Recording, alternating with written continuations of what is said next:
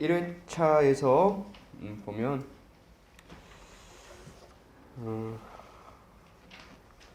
문제 1번의 5번 지문 정답 질문이죠. 갑이 견본주택 건설을 목적으로 임대인 을과 토지에 관해서 임대차 계약을 체결하면서 위 목적을 명시하였고 반려 통보 등을 받아 견본주택을 건축할 수 없게 된 경우 사전 변경에 의한 임대차 계약 해지를 인정한 최초의 판례. 1번에 5번 지문이 다시 한번 봐고요. 사전 변경에 의한 임대차 계약 해지를 인정한 최초의 판례예요. 최초의 판례. 그래서 보증금 반환을 청구할 수 있다가 되겠습니다. 정답은 5번이고 문제 2번. 문제 2번의 정답 지문 5문 보면 공동상속인 갑이 제3자 병에게 공동상속 재산인 X토지를 매도한 뒤 병 앞으로 이전 등기를 마치기 전에 각각 다른 공동상속인들 사이에 X토지를 공동상속인 을의 소유 내용으로 하는 상속재산 협의 분할이 이뤄져 을 앞으로 이전 등기를 마칠 경우 을이 갑의 X토지 매도 사실을 알면서 협의 분할을 하였을 뿐만 아니라 배임행위를 적극 가담하였다면 협의 분할 전체가 아니고 그 부담 부분에 한해서 그죠? 그래서 5번이 틀렸습니다. 문제 3번에서 출제가 유력한 건 바로 미음 지문이에요. 미음 지문. 정답률 갈린 것도 미음 때문에 갈렸어요. 미음은 올해 사례가 매우 출제가 유력하다. 그래서 보면 무건대리인 갑에 의해 이 사건 계약이 체결되었으나 갑이 을의 추인을 받지 못하자 병의 계약 이행을 선택하였고 이 사건 계약의 을의 채무 불이행에 대한 손배액이 예정되어 있었다. 이 경우 갑이 계약에서 정한 채무를 이행하지 않으면 병에게 이에 따른 손배 채무 불이행을 부담하며 밑줄이죠. 손배의 예정 내용이 그대로 정해진다는 거예요. 상당히 중요한 게 사례형에서 늦게 온 친구들이 있어가지고 봐봐 정답 수정 이렇게 바뀌었어요 하고 상당히 중요해. 이게 우리 창작 문제에서도 몇 번 풀어봤었는데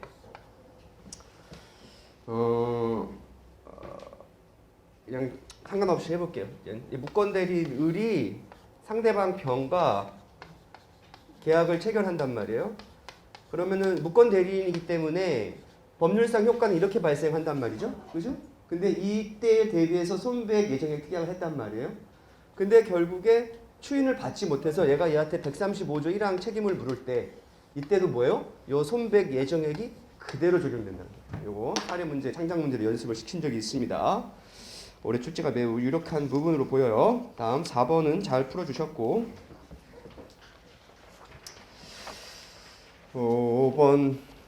5번은 별식 기출 문제죠. 실제 문제에서는 5년으로 나와서 틀린 지문으로 했는데 5번 위법 배당에 대한 부당이득 반환청은 거래의 신속성이 필요 없다고 해서 우리 판례가 10년으로 봤어요. 아시다시피 5년으로 보는 거와 10년으로 보는 것은 논리가 없어요. 법원이 5년이라면 5년이고 10년이라면 10년이에요. 그래서 암기가 필요한 부분이니까 그렇게 보시면 될 것 같고 문제 6번 1번을 여전히 많이 틀렸네요. 6번은 1번 보면 이거 기록 특강할 때 엄청 강조했던 거죠. 집합 건물의 아파트 입주자 대표회의가 스스로 하자담보 취급에 의한 손배 청구권이 있음을 전제로 직접 아파트 분양자를 상대로 손배 청구하였다가 소송 계속 중에 정당한 권리자인 구분 소유자들로부터 손배 채권을 양도받고 분양자에게 통지가 맞춰진 후 그에 따라 소를 변경한 경우 양도 통지가 이루어진 시점 아니라고 했죠. 이것만으로는 안 된다고 했어. 양도 통지할 때 뭐죠? 권리 행사에까지 표시되어 있어야 된다고 했죠. 기록 문제 풀 때. 그래서 그때 권리를 행사하는 것을 볼 수 없다라고 했습니다. 상당히 중요하게 했던 거고. 그다음에 2, 3, 4, 5에서 3번 지문 보면 이것도 주 리치 스카이 케이스 할 때 엄청 강조했었어요. 갑과 을이 2015년 2월 2일 토지 매매 계약을 체결하면서 2018년 2월 1일부터 행사할 이 효과가 있다 없다? 없다라는 거예요. 그러면 2015년 2월 1일 기준으로 2025년 2월 1일까지 3번은 맞는 질문이 되겠죠. 오케이? 왜냐하면 임의 시점을 선정하는 것은 제척기간의 중단을 가져오기 때문에 있을 수 없는 행동입니다. 다음 7번은 잘해주셔서 넘기고 8번, 9번을 많이 틀렸네요. 9번 같이 풀어보겠습니다. 9번 단원 김홍도 케이스죠. 단원 김홍도 케이스. 단원 김홍도 케이스 어떠한 형태로든 나올 수 있다. 연습도 여러 번 했어요. 우리가 창작 문제 하면서 2번 이상, 3번 이상 연습을 많이 했기 때문에 틀리면 안 되는데 정답률이 조금 낮네요. 9번 보면 9번 정답률이 36%예요, 여러분. 36%. 4번을 많이 했으니까 디귿을 많이 틀렸던 거예요. 그죠? 9번을 틀렸다면 디귿 때문에 틀린 거예요. 정확하죠? 통계는 거짓이 없어요. 이렇게 틀린 거 위주로 얘기할게요. 빠르게. 보면 한번 풀어볼게요. 이제 단원 김홍도 케이스고 기억 착오로 인한 취소 요건이 갖추어져 을이 이를 이유로 매매 계약을 취소한 후 부반 청을 하는 경우 갑은 고소와 반환을 동의한 경우 맞죠? 착오 취소한 소송물이 실사이니까 부당이득 기억 맞아요. 니은 착오로 인한 취소 요건이 갖추어진 경우라 하더라도 하자담보 책 아니죠? 경합을 긍정하니까 니은은 틀렸어요. 디귿이에요. 동기의 착오가 아닌 뭐로 가죠? 법률행위 내용의 중요 부분 착오로 가요. 동기의 착오를 이유로 착오를 취소한 케이스 거의 없어요. 그죠? 법률행위 내용 중요 부분 착오 취소합니다. 그래서 디귿이 틀린 지문이에요. 그래서 9번을 틀렸다면 디귿 때문에 틀린 거다 이거죠.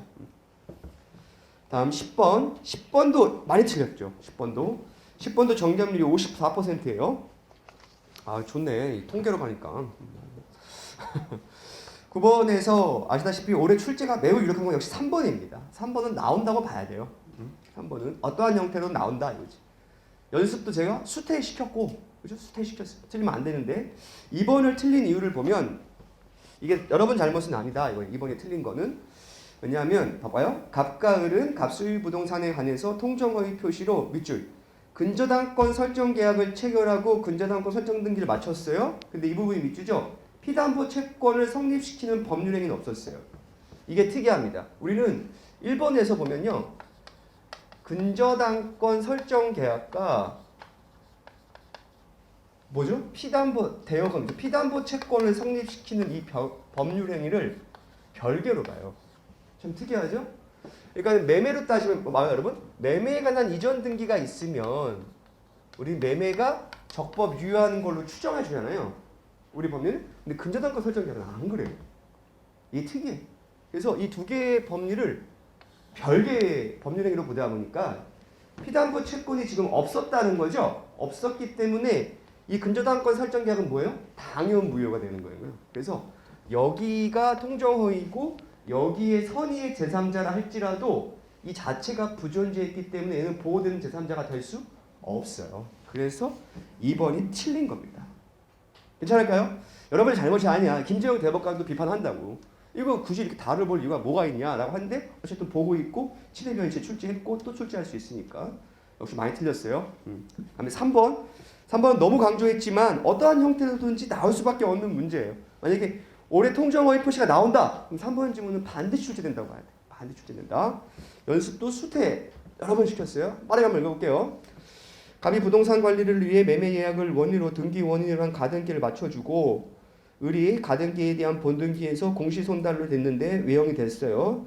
추환항소 제기해서 1심 판결 취소하고 기각했는데 기존에 있음을 증거로 해서 이전 등기를 맞춘 경우 뭐죠? 허위 표시를 뭐죠? 실질적 법률 관계를 판단하여 볼 때 보호되는 제3자로 볼 수 없다라고 해서 최초의 판시다. 그래서 3번은 올해 어떠한 형태로 출제가 될 거예요. 선택형으로 출제가 되든 사례든 기록이든. 그래서 3번은 반드시 맞춰줘야 될 문제고 4번, 5번 잘해주신 것 같고